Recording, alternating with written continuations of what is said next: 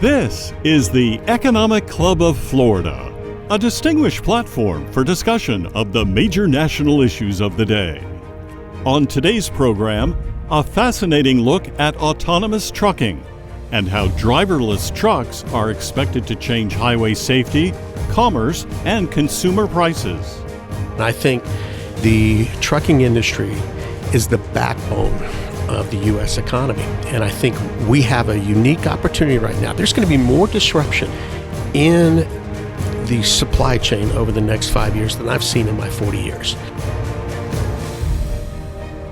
Good day and welcome to the 582nd in our series of distinguished speaker programs. I'm Harvey Bennett for the Economic Club of Florida. Our speaker this month continues our high-tech theme of programs and how rapidly changing technology will be changing our personal lives, the way we conduct business, and the greater economy. He is Lee White, a nationally recognized expert in autonomous trucking and logistics.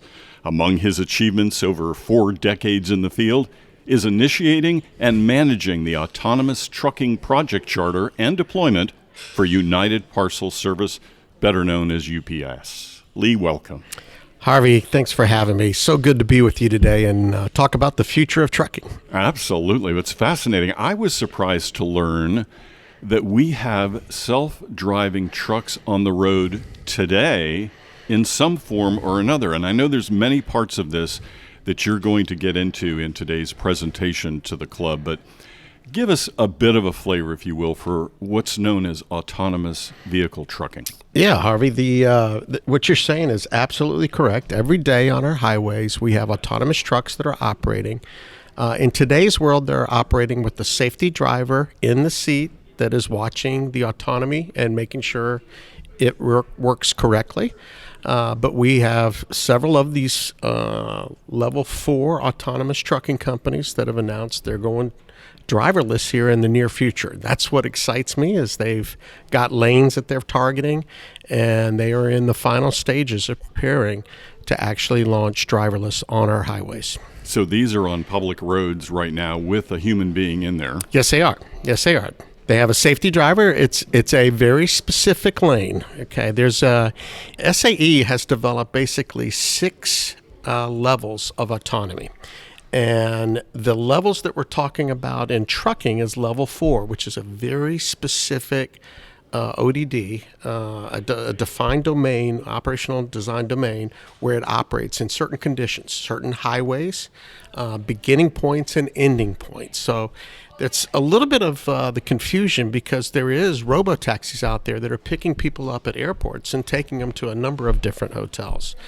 Well, in the trucking world, it's a little different. It's a very focused lane from a specific beginning point to a specific ending point with a number of conditions. Weather is one of them, right? We're not going to be driving through hailstorms and that. We'll get to some of those exceptions, but it's really it's a maturing industry. There's several trucks, several different firms that are developing it, that are moving forward towards what will be a future of driverless lanes in the autonomous world. And some of the topics from that you're going to cover today, can you kind of tick them off? Yeah. Safety is obviously one of them. Absolutely. And we'll go through an example of how that really plays out in the real world and what that really could mean for the trucking industry, right? Because that is the main reason, right? It's got to make sense in the supply chain from a safety standpoint. It has to be safe. It has to be economically, it makes sense, right? People are not going to pay more for autonomy. We all know about what's happening in inflation and higher prices. We're going to talk a little bit about that because it's driving a lot of what could be a cost mitigator in the future, is using autonomy, right? The benefits for the computers that can drive these trucks, you don't have to pay health benefits, right? They don't go up. They don't have the wage increases. And so there's a lot of opportunity for some cost improvement. But I also want to say that, there's a lot of things that people get concerned about, right? What's the labor perspective? In the future, if you are a truck driver today, you are going to be able to retire as a truck driver. I'm probably going to date myself here, but back in the late 80s and early 90s, I remember the truck drivers constantly telling us, hey, these trains are going to take my job. All these rail cars that are starting to move trucks are going to take our jobs. And what happened, Harvey, was the exact opposite, that the intermodal business application, where it worked right, where a truck gets picked up as a customer site, it goes to a railhead, it gets on the train and goes by intermodal, maybe from Texas to California. And when it gets to California, there's a truck driver that picks it up and brings it to the customer. That intermodal business is by about $60 billion all by itself, and it's one of the most desirable trucking jobs in the industry. And that's what I see is unique about this. As we begin to scale this and put this in place, we've got the opportunity to make some of these long-haul, over-the-road truck jobs that people don't get home maybe 2 days a month, 3 days a month. It's going to be the opportunity to make those jobs better, where they're going to be able to be home every day with their families, more consistency.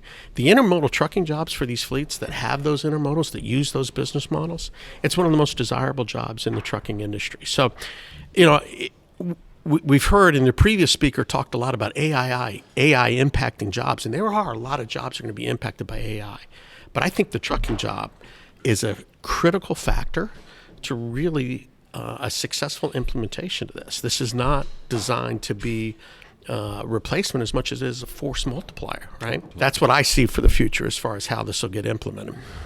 Gotcha. And I know you're also going to throw in some Florida-specific intricacies to this, but we don't want to spoil that. This is all fascinating stuff.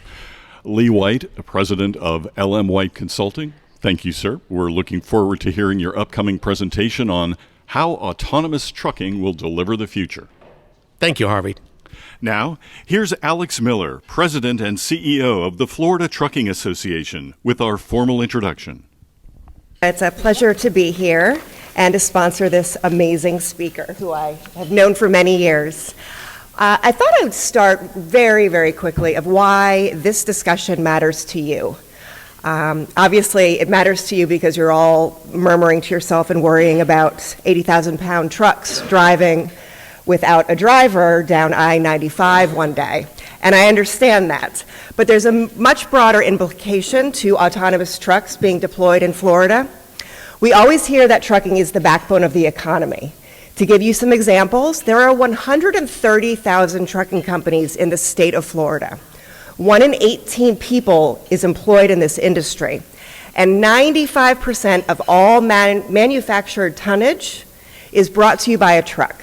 Your Amazon package probably was on 4 trucks, wherefore it arrived safely and on time to your home. But more importantly, which I find truly fascinating, and I'm assuming most of you will as well in this club, is that trucking is really the harbinger for the economy. We can see what is happening and what is going to happen in our state and in our country by seeing what is and what is not on the back of those trucks. And there are so many external forces that are putting pressure on the trucking industry today. And once again, they might not mean anything to you. They might not have any sort of implication into your daily lives. Things like lack of truck parking, workforce issues, burdensome regulations, arbitrary mandates, detention times, and congestion. I leave that one last because to me that's the most interesting one. Everyone here has the plight of sitting on I-75 or Wildwood at the turnpike and going slower than they should in their car. Let me tell you what that means to the trucking industry. Nationally, in 1 year, it cost the trucking industry $95 billion. In Florida alone, we're the 3rd worst state in the country, and it cost us $7.2 billion. Wait for it, though. That is equivalent to 460,000 trucks and truck drivers sitting and idling in traffic for a full year. Now, what does that mean for all of you? We're not moving freight efficiently or safely. and it's getting worse. And as more and more people move to the state of Florida, it's going to increasingly get worse. So how can we solve this problem? When I started in the association, it was almost to the day where the federal government moved from paper logs to what was called electronic logging devices. So a truck driver would take out a piece of paper and a pad, write down when he started driving, where he drove to, and when he stopped, so that everyone was following these federally mandated hours of service or rest time. Just about the first day of my job, everyone moved to these electronic logging devices. That was only 7 years ago. We have telematics, we have fleet management software, we have inward and facing outward cameras, and yes, you and I and all of our trucks already have autonomous features on them. So the trucking industry right now, every year, spends $14 billion on safety technologies and training. And we need to look to the future with engineers and experts to find ways to mitigate these challenges because they're financially affecting all of us. And the one thing that autonomous vehicles can really do for trucking is mitigate all of those issues that I just listed. So I'm pleased to introduce your next speaker, who I've known and worked with a couple of years. And actually, next week we're on a panel about autonomous trucks in Tampa, so I'll look forward to seeing him again. Lee White is an autonomous trucking and logistics expert with deep strategy and operations expertise in the AV trucking space. With 4 decades of experience, he works at the forefront of the autonomous trucking industry to position stakeholders in the AV ecosystem for long-term success. More recently, as the Vice President of Strategy for Too Simple, he built the autonomous freight network business model, partnerships, operations, and ecosystem, enabling multiple customers to test autonomous trucking for hundreds of thousands of miles with real freight on real lanes. His mandate spanned all aspects of the network, from defining the business model to engaging and onboarding partners, resulting in a $9 million network with 15 plus customers across 11 states. Today, as president of LM White Consulting, Lee works with fleets, OEMs, and carriers in developing forward-looking strategies, business models, and roadmaps for AV operations. His unique background allows him to bring all systems, planning, operations, and structures together to allow his clients to rapidly adopt, integrate, and scale the technology. Lee earned his bachelor's degree in economics at the University of Georgia. Go Dogs. Welcome, Lee.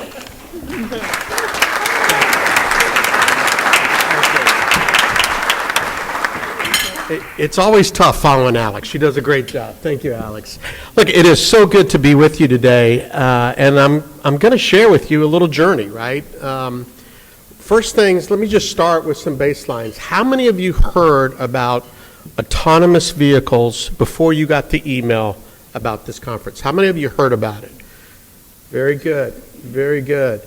You know, when I first started doing these talks and presentations, nobody's hands would go up 5 years ago. And at least now people are understanding that. How many of you have actually been in an autonomous vehicle?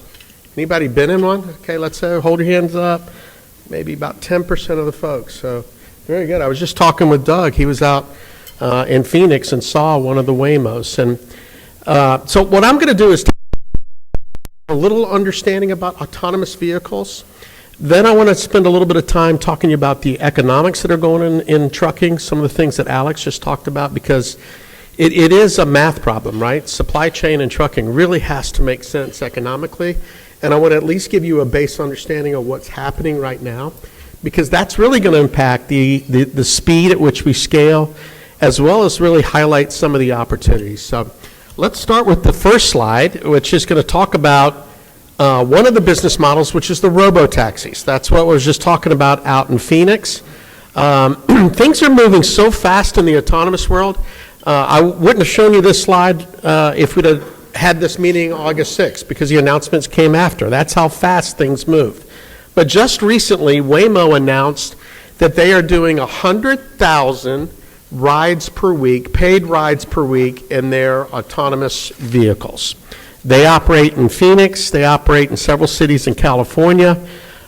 Cruise just announced that they're coming back online. And Alphabet, the parent company of Google, is announced in July that they're going to invest another $5 billion into the autonomous vehicle program. This is not something that's just a science experiment. This is not something that's just incubated in labs or test tracks. This is a real business model now. The robo-taxis constitutes one of the business models that are getting applications. The goal for some of these developers is to do it as a taxi service, but eventually to have this technology available for cars that you would buy commercially. There's some challenges on that, on the economics. We drive about 14,000 miles per year, and who wants to pay $100,000 or more to have autonomous vehicle or the autonomous stack on your passenger car? There's some math problems with that, right? So the pricing of it's got to come down. But I think what we're going to continue to see is these robo-taxis expand out into more and more cities. Waymo's doing studies on advancing to 20 new states or 20 new cities to operate. So you're going to continue to see this density increase. I was out in Phoenix recently and I took a Waymo ride, and I was telling Doug, I really felt very safe in that vehicle. We actually pulled into a little side street, ran into a train, and we were delayed, and the vehicle actually navigated around that, took an alternate route, a contingency route, and got me to where I needed to go on time. It's a very, very smooth ride. So it's available for you. And I just share that with you as far as one of the business models. The second one, the one that I'm here to talk about today, is really about autonomous trucks. The first things I want to talk about is what Caroline represents is what the OEMs do. There is some structure difference in the truck compared to the normal trucks that you see going up and down the roads today. Bottom line, it needs to have some redundant capabilities. Right now, there's a driver in the seat. If the brakes go out, the driver will navigate and pull off to the side of the road. They'll set up their cones and they'll have a breakdown. Well, if you've got a computer driving the truck, you don't have that capability. So what we need is some core redundant capabilities for that truck. And that really comes down to redundant braking systems. So one primary system that can steer, stop the vehicle, as well as a completely independent secondary one that can stop the truck. We need redundant steering, and we also need redundant compute. And there's other things here. This is off the Volvo website. It talks about redundant computers, right? Complete backups. If one computer goes bad, we want to be able to initiate a secondary computer. One of the things that I'd like to talk about here is people are always concerned about cybersecurity, right? And somebody hacking in. Does it require somebody back in a control room driving the truck? And in the trucking industry, the AV trucking industry, all of the compute required to drive that vehicle is contained on the truck.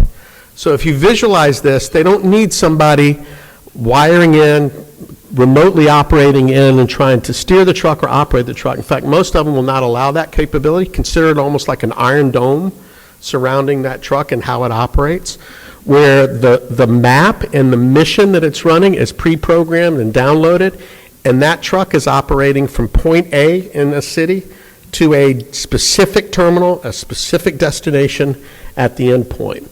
And all of that compute is controlled on the truck. And these redundancies give that capability where it's got the power. If there's some sort of battery issue, they've got alternate power sources so that truck can continue on its mission and operate. There's 6 levels of autonomy that the SAE group has established. As Alex mentioned, the first 3, they're on your cars right now. You may have adaptive cruise control that'll speed up and slow down. Some of you have lane assist. It keeps you in the lane. Those are essentially level 0s, 1, and 2.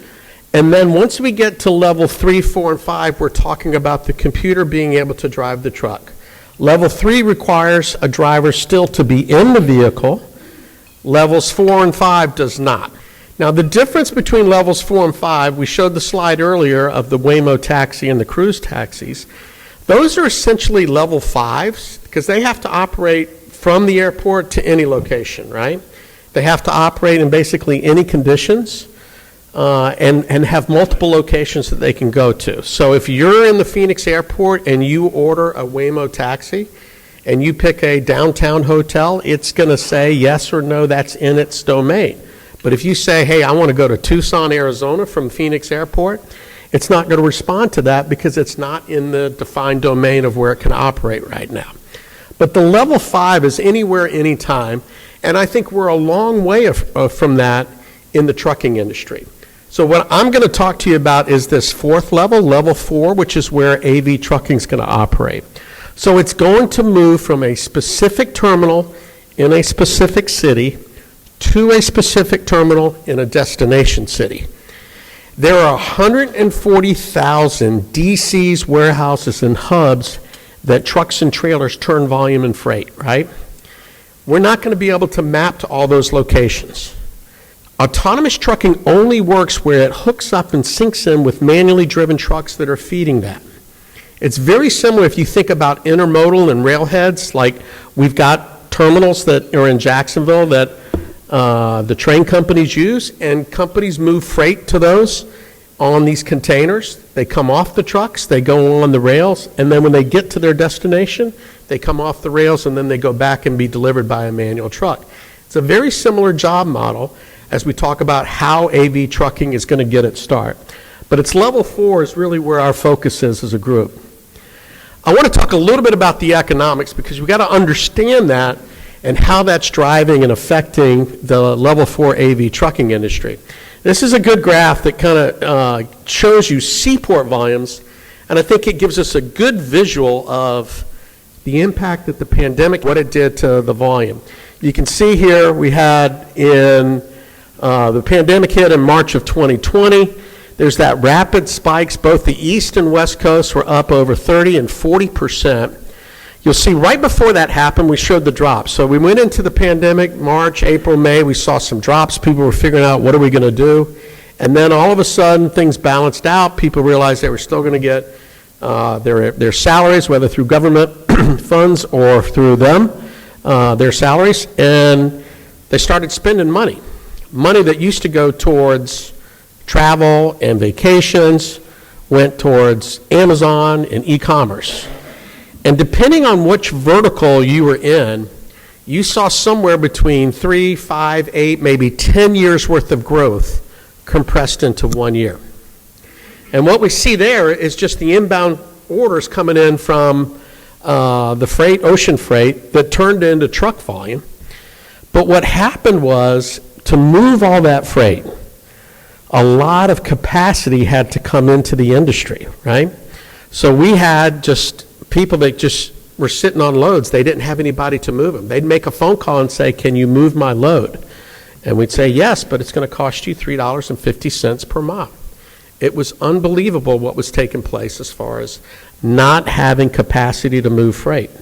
One of the things that I think AV trucking will bring to the industry is very consistent supply chain.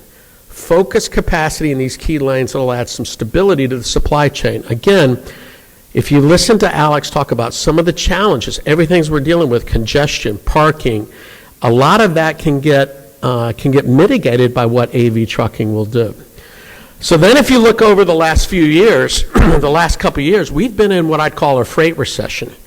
And you saw basically it dropped off, right? We started coming out of the COVID lockdown and people started traveling again, and what they were buying while they were under the COVID, they stopped buying. So we started seeing a reduction in some of the consumer activity that's taken place. So if you think through that, we rushed in and we put all this capacity in the market, and then we didn't sustain this 8-year growth cycles that we were experiencing. And now what's happened is we're driving some capacity out of the market. And we'll talk a little bit more about that. But this is a good visual for you to see just how much volume came into our networks and supply chains that we had to move.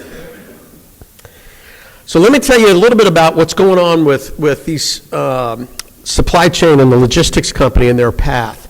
So I mentioned how we saw all that growth during the pandemic. Well, one of the things that helped these e-commerce companies, the Amazons, the UPSs, DHLs, Walmarts, Targets get through that is a lot of automation in their warehouses. We have more million-square-foot warehouses in our supply chain now than we ever had. There's been a rapid growth of them in the last 8 years. And the reason that those buildings can run is because there's a lot of automation inside. There's automation that's sorting packages, that's packing packages, that's bringing boxes. It's increasing capacity in the service level that you expect. It's helping them store more options and SKUs for you to order from. They do a good job of moving that out and getting that closer to you. Well, that automation has really trained a lot of leaders in the supply chain to be able to run these big facilities. It's not like they just test automation and test robotics. Their operations and P&Ls now are dependent on that. So we've got this culture these last 10 years that we've gotten people that are very used to automation. I get that question all the time is, are people really ready to adopt automation? They're doing it right now. You just don't see it because it's inside the four walls. Amazon has over 14 different robots that are doing things, picking and unloading. We've got automated forklifts that are loading and unloading trucks. There's a lot of automation that's taking place inside the four walls, inside these facilities. Well, what we're going to see over the next 12 to 48 months is phase 2 of that, where it becomes like the on-property business models, okay? That's where the AV and the robotics kind of move outside the four walls but stay on property. Now, what drives that is the economics. It has to be safe. It has to improve safety. It has to make sense from an ROI and from a business standpoint, and you want it to improve service. So it's got to improve capacity, safety, and cost in order for this to be economical and really be a scalable business model solution for these businesses that are looking at it. So we're moving from just being focused on the inside four walls to really looking at what happens in the next level, the on-property cases. We're not just running out and automatically flipping the switch and start running these trucks up and down highways. We're testing that, we're scaling that, and I'm going to show you that in a couple minutes. But what I think we're going to start seeing is a lot more of these on-property cases scale here in the next 12 to 48 months. So what kind of on-property cases are there? I'll get that to in a minute. The bullseye that we're really chasing is roughly a $900 billion TAM. That's what the trucking industry represents, $900 billion worth of transactions of interstate highway commerce. And that's really the center of the bullseye as far as how we'll do that. And I'll talk a little bit about how that integration and scaling will take place. Here's a couple of examples of on-property. I don't know if you're aware of this. This is John Deere. I believe there's 12 locations that they're testing right now for farming, where the tractor comes out, 24-hour capability to be able to farm. And I love that quote right there. All the farmer needs to do is transport their tractor to the field, get it set up, get out of the cab, use their mobile phone, and swipe to farm. Right? Anybody see that? Anybody know about that? Anybody see that anywhere? Very good, right? We've got one, all right? So that's one example. Check it out. It's John Deere, it's Caterpillar, it's Monarch. There's a lot of people in the farming industry that are going after the autonomous tractors, and it will be executed and coming. It's being tested. Let me give you another example. This one came out July 10th. It's an airport shuttle that's completely autonomous. Anybody fly in and out of JFK, if you park there, you'll be able to jump on an autonomous shuttle that'll take you from the parking lot where you park your car, and it'll drop you off at the terminal so that you're able to catch the airplane. You'll see more of this in like employee shuttles where it makes sense, right? And part of the on-property attraction is you can kind of decide where pedestrians go. I work with some clients that are trying to automate ground support equipment at airports, from baggage carts and things that are looking and helping unload cargo as well as baggage carts at airports, because there's a controlled atmosphere. You control where people are, who's got access to the airport. That's another case of airport implementation. One other area that I'd like to discuss and make sure everybody's aware of is Department of Defense. I work with a client that for 20 years has been working with autonomous missions. In the last 10 years, they've had some military vehicles in some of our areas and supply chains that are running without drivers. It's going to keep our men and women, our soldiers, out of harm's way. You know, if there's a convoy of 20 trucks, there may be truck number 15 that's got a driver in it, and everything else is being autonomously driven. So the Department of Defense is getting into this. This program was announced this past year. They want 41 vehicles that are going to be basically ATVs that'll be able to operate on any sort of condition and be able to transport our troops without having any issues and be able to do that autonomously. So let's talk about the sources of truck freight. I'm going to shift gears a little bit. That was the on-property side of it. But when we talk about trucking, I'm using this. I was at the Florida Trucking Association, was on a panel for Alex's team, and Bob Costello from the American Trucking Association reviewed this, and I think it's a good way of looking at just the economics right now in trucking. But the main sources of truck freight are household consumption and retail. That's really what drove us after the pandemic is basically e-commerce, all of us pushing buy and ordering things. It seemed like every day my wife was hitting that button and a new Amazon package was showing up, right? Well, we were all doing that. That drives a lot of freight, but that's not the only thing that drives freight. Construction, both home and non-residential, drives it. I was driving around Tallahassee last night, saw some cranes up, and in my mind, I think trucking. I see trucks coming in with material. I see trucks coming in with new appliances. I see trucks that are going to be moving construction materials in and out for those development projects. That's a good thing. That drives a lot of the trucking freight. And then we've got normal factory and industrials. Bob made a comment. He says we're seeing green shoots, so we're seeing some improvement. But I'm going to show you a couple slides that we're not through it yet. I've been around, like I said, for 40 years. I've been through freight recessions, and they're usually defined in terms of months and single-digit percents, right? It's usually, okay, we took a hit, and it's 8 months, and it's 4% down. Well, I think what's shocked everybody about this recession is the duration. It's been over 24 months. 1 year ago, like in July of last year, the people I were talking to, the freight companies I work with, they're saying, okay, we think we're at the bottom. And this year it was even further below. We went in another 4 or 5% as far as reduction here in May and June. So the thinking that Bob Costello gave us this last month is that we think we're developing a new normal, right? It's not going to return back to where it was, but we think we're basically starting to level out. And there's a lot of discussion about how capacity moves in and out, a lot of independents, what happens to them. A lot of independent truckers, what they've been doing is because they can't make money with their rates and what they're able to get, they park their trucks and they go work for a fleet. All right? And it takes capacity out of the market. But we're still not at the finish line, and I think, Alex has got a group of every type of trucking company that's represented in her group, and it's been tough last couple of years. A lot of challenges, and I'm going to give you some numbers behind that so that you understand that. So let's talk about what's happening. If I talk about AV trucking, so what the performance of that computer, what it does is it essentially does all the things that we need a human driver to do. So the steering, the braking, the actual operation of that truck becomes the computer. So the driver wages is one of the areas that AV trucking impacts it, but it also has other impacts on this cost model. If you look at this is the ATRI, the Transportation Research Institute puts out cost numbers. This represents there's about 2 million trucks that run every day in the U.S., and this is probably information on about, 200,000 or so. There's members that submit their data as far as all sorts of information, maintenance costs, how many miles, what size trucks, and they've been tracking this material for years, and I use it. It's a good reflection of what's going on as far as industry trends. And if you look at the past 3 years, the wage cost has gone up from 56 cents per mile for a driver to 78 cents, a 38% increase in wages. That's been a substantial increase into the total cost. If you look at the total cost, we're up to $2.27. We're up from $1.64. That's a tremendous impact as far as the cost per mile increase. So everybody that's paying that, right, from groceries to all those stores that we talked about, they're looking for alternatives. What do they do?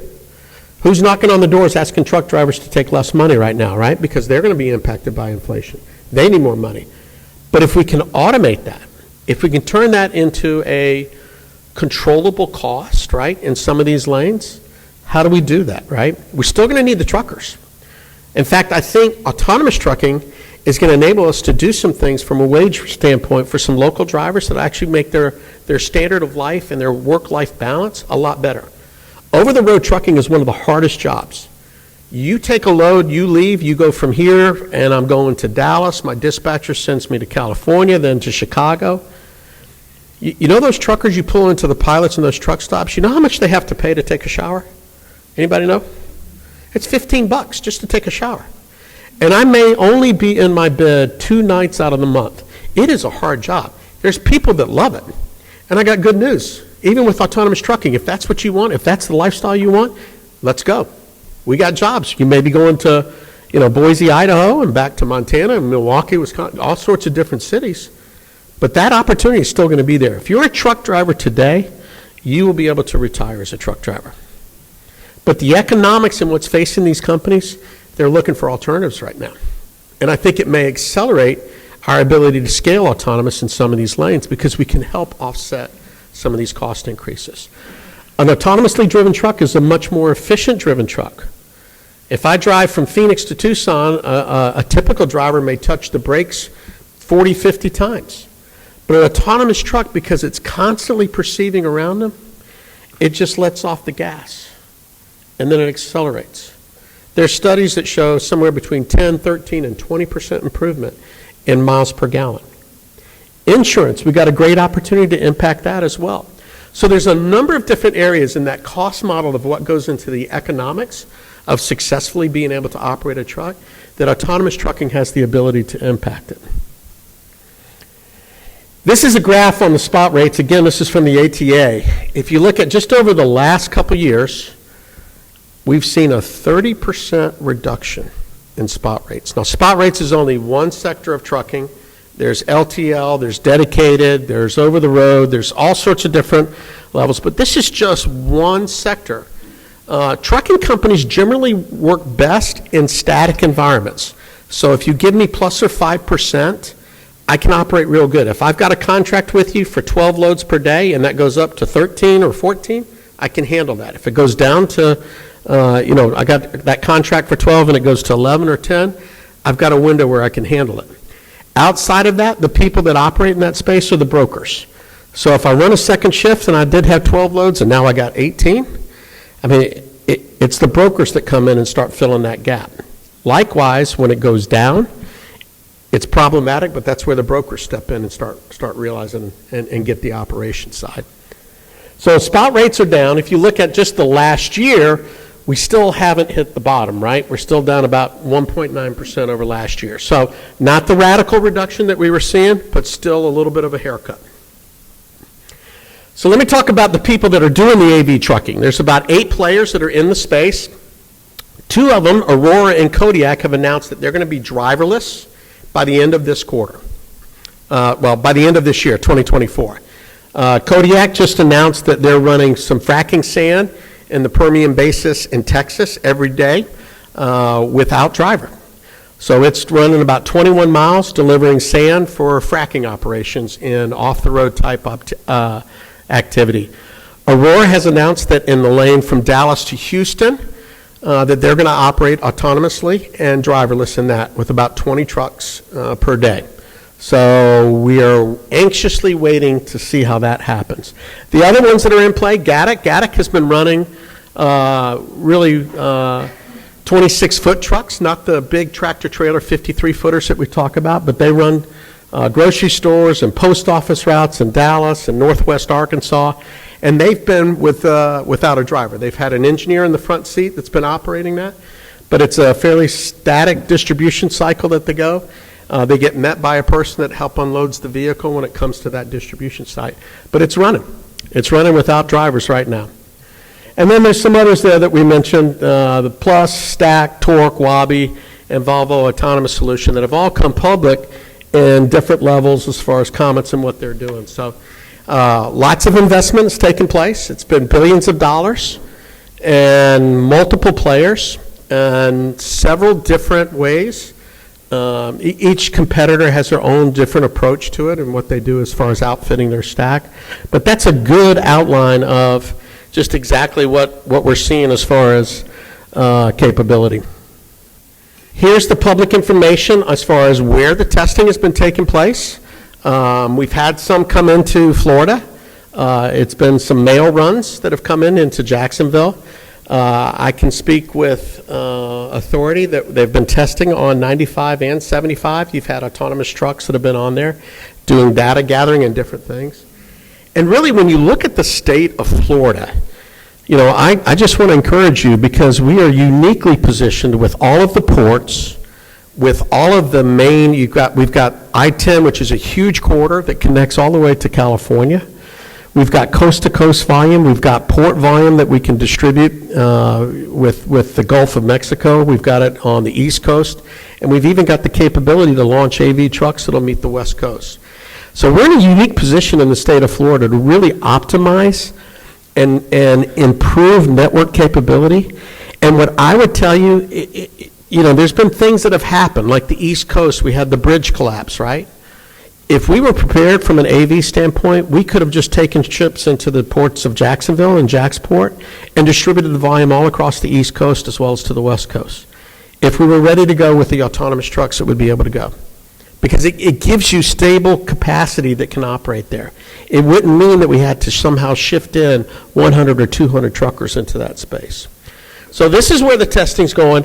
I will tell you that, you know, Alex and I were chatting, you know, 4 or 5 years ago, 6 years ago, Florida was really in the lead, front edge as far as autonomous vehicles. And I think what we've seen is a little bit of shifting over into Texas. One is they've got a little bit more land and capacity and facilities. But there's also a lot of nearshoring going, and all the trucking companies want a little more capacity to help service the Mexico freight coming across Laredo and coming up. I think we need to push a little harder in Florida with our customers, with our OEMs, with the L4 partners, and get some good test pilots going so that we're ready. We want to be fast followers, so when this technology is ready, we're ready. We're ready from a government standpoint and regulation, DOT-wise.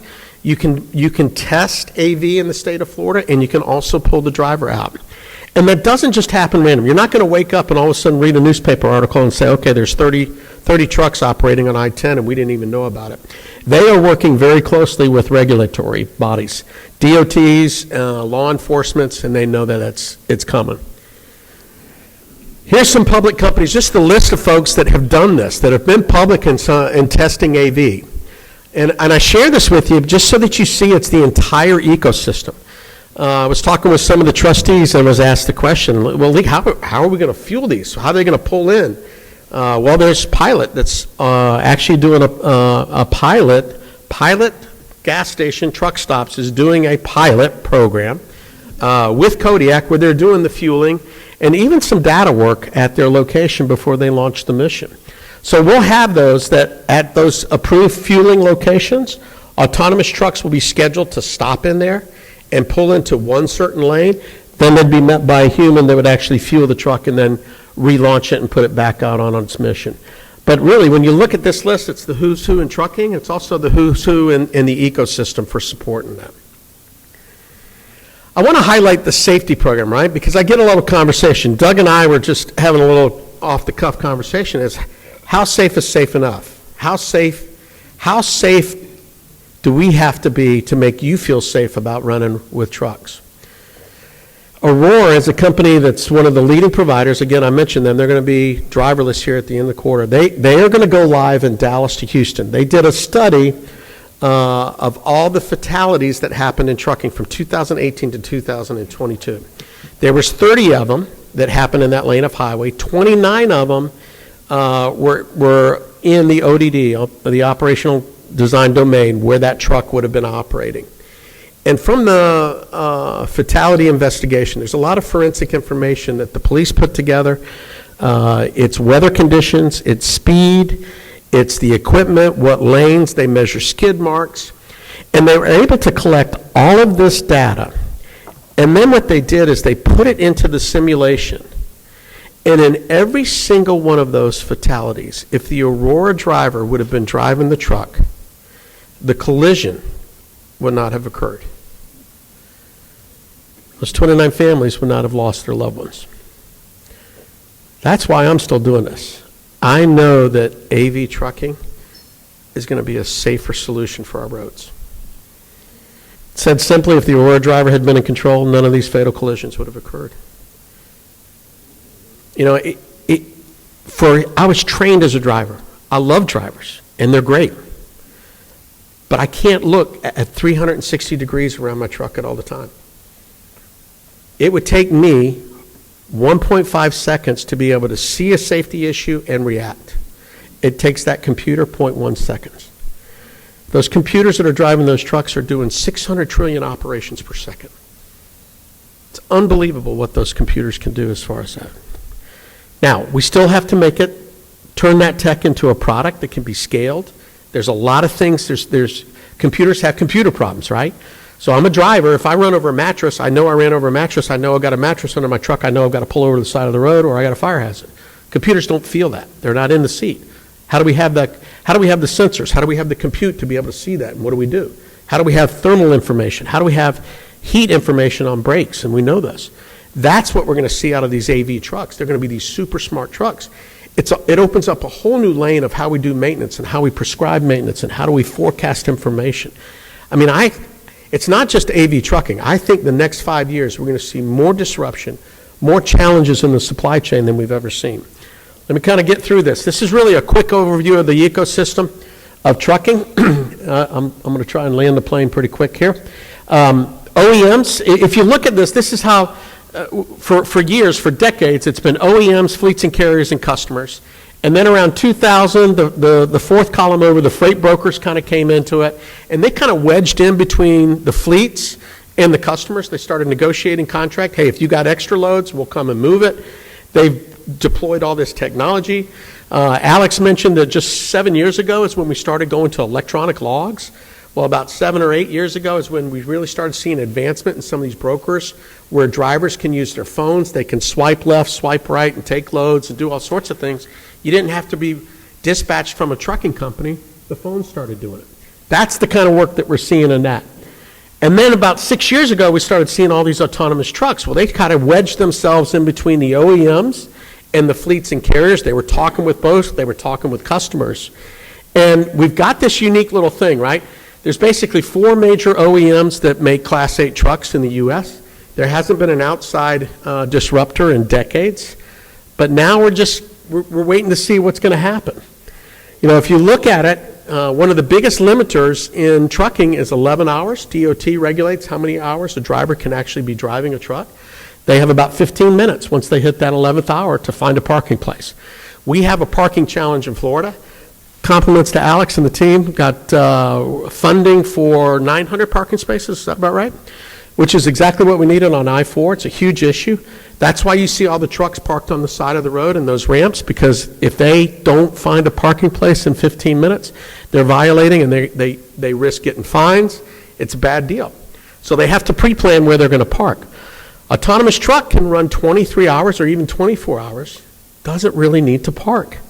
We're going to free up some parking spaces in the lanes that we're going to be deploying at. Here's what I mentioned when I talk about disruption that's coming.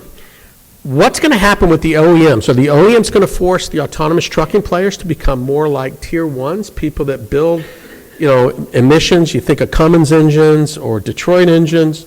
There's all sorts of tier ones that go into multiple OEM players. Is autonomous trucking going to kind of move over there? Or is it more going to be fleets and carriers that are going to pull and bring the OEMs to put in the stack that they want and the autonomous trucking that they want? Or is it going to be somebody like Uber Freight or a disruptor or a broker that comes across and starts buying trucks and becomes the first autonomous trucking company? I mean, there's a lot of different places that this thing can go. And, I don't know what's going to happen. What I do know is I'm going to have a front row seat here for the next 5 years and see what happens. All right, last one, and I'll wrap it up. AV trucking's coming. AV trucking is going to be a part of our supply chain. It's not going to be the whole supply chain. If you have trucking friends, tell them, if you're a trucker, you're going to retire trucker, okay? But it is going to impact the supply chain. It's going to help mitigate some of the challenges that Alex talked about, some of the cost pressure. One of the things that we joked around, myself and Harvey, he said, Lee, what's going to be the benefit for the consumer?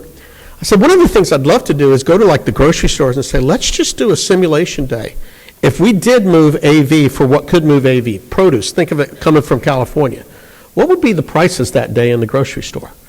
Is it 10%? Is it 12%? Can we do produce? I don't know what those numbers would be, but I'd love to have like a grocery store day where we just did simulation of autonomous prices and what the impact could be for the autonomous trucking. The thing I want to leave with this economic club is Florida is really uniquely positioned with the blue water, with the ports you have, with the ability to integrate that with corridors. 95, 75, and I-10 are huge opportunities and huge trade lanes. Alex gave you the stats. Every large trucking company operates here in Florida. We're prepared. We just need to get ready and be a fast follower. When this is ready, be ready to scale. With that, thank you for your time.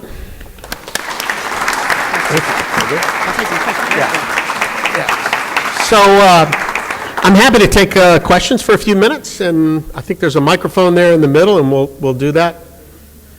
Don't let me off that easy. Give me the hard ones. I'm ready. Yes, sir. Lee, I think I can project here. I enjoyed my conversation with you at the trustees session for this meeting. This is a very enlightening topic for us. But I have a question in terms of some truck is coming from California to deliver produce in Florida. What are the impacts of individual state laws between California and here in terms of driverless trucks? And what are the impacts of the union on the ability to really get the driverless trucks? Yeah. So two good questions, right? So right now, I mentioned 13 states, from Arizona all the way across the east. I got to forget about California. California's regulation right now is anything that is over 10,001 pounds has to have a safety driver in it at all times. And they're not able to test L4 right now in California that way. So California's an outlier. But the other ones have state laws, regulation that allows for testing. You can test AV. Now you have to submit and communicate with the DOT and the State Department of Public Safety. Tell them what you're trying to do. They come out and they visit you and talk with your leadership team. But it can operate from state to state, okay?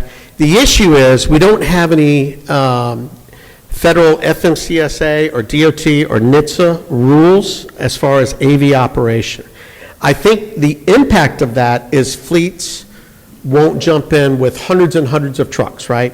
You know, if we get a new election in New Mexico and all of a sudden New Mexico says, hey, we've changed our rules, we're not going to let driverless trucks go through, you got to have a driver, and I've put my network up in between Phoenix and Dallas as all AV, I'm in trouble, right? So we're going to have to find ways with the federal rulemaking in order to limit that ability for a state or a city for that matter.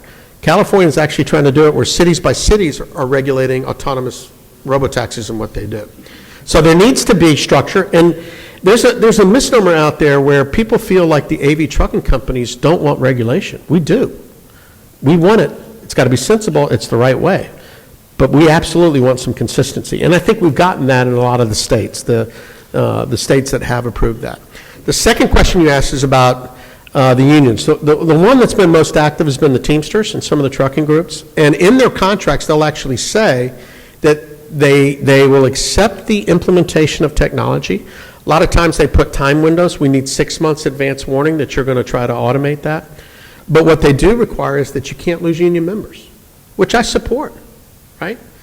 I mean, if Lee retires and Doug retires and I can automate that lane where that was going, I don't have to necessarily replace them, but I can use and reassign the work that those people do without affecting the union membership. I think there's a way we can work together and do this the right way. The Teamsters have said, well, they're doing a lot of activity with the states and they're saying it's not safe, it's not safe. It's like, okay, well, tell me, what safety certification will you accept? What will make it safe? Let's talk about this. Aurora just did a complete certification by a company called Tooth Sud, top to bottom, complete independent safety certification. What's wrong with that? Tell us what needs to be done beyond that. So, I mean, safety, the safety is very important. At its first, it's foundational. Nothing happens without us making this safer. That is so important to the industry that we need to do that. But the union environment right now, we've got to find ways to work together to go down this path together. Because we can't just stand back and say, no automation, no tone. How much more do we keep going with price increases, right? How much more do you want to pay? The trucking companies come back to us saying, what are the customers willing to pay? Nobody wants to pay more right now. They keep coming back and say, hey, I need a 3% discount. I need another 3% discount. This is one way that you can do that. Hold the jobs. Don't impact that. Restructure what people do, and actually maybe turn it into a force multiplier, where if I'm a trucking company and I can only move 20 loads a day between Dallas and Jacksonville, with autonomy I can move 60 loads a day. Now I've got more local work that I've got to go deliver. Let's go do that. It's increased driver jobs, good jobs. I can coach my kid's soccer team at the end of the night. I can actually make the band concert that I've never been able to because I've been on the road as a truck driver. It is a tough job being on the road as a truck driver. I have total respect for that job. It's a great job. They're the backbone of the company. But how do we work together to make a better, more consistent supply chain that gives us both a path to implement technology as well as have the right jobs for the right people? Yes, sir. Having spent all my life as a property casualty insurance broker, now retired, I can't help but wonder, are you seeing any early responses from insurance underwriters regarding AD trucking, positive and negative, or just not there? Can you say that one more time? I'm sorry. Any response from insurance underwriters yet? Yeah, so insurance works off of what? History, right? And there's not a lot of historical information. But the studies that they've seen and some of this information that one of the things that's the trucking industry's been dealing with for like the last 7 or 8 years has been these nuclear verdicts. It's unbelievable.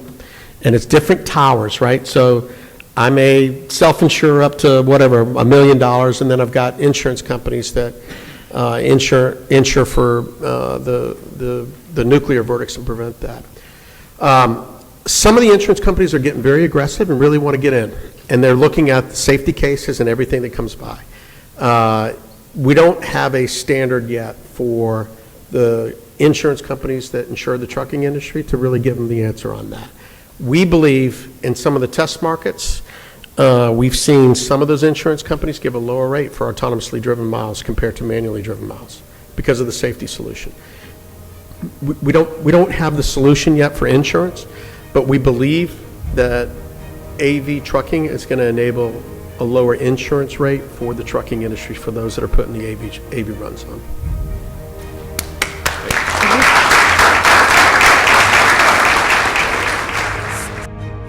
You've been listening to Lee White, president of LM White Consulting, speaking before the Economic Club of Florida on August 27, 2024 in Tallahassee, Florida. For more information, visit lmwhiteconsulting.com. The Economic Club of Florida promotes interest and enlightenment on important economic, political, and social issues of the day. To learn more, including how to become a member, visit our website at economic-club.com. This program was recorded at the Florida State University Alumni Center in Tallahassee, Florida.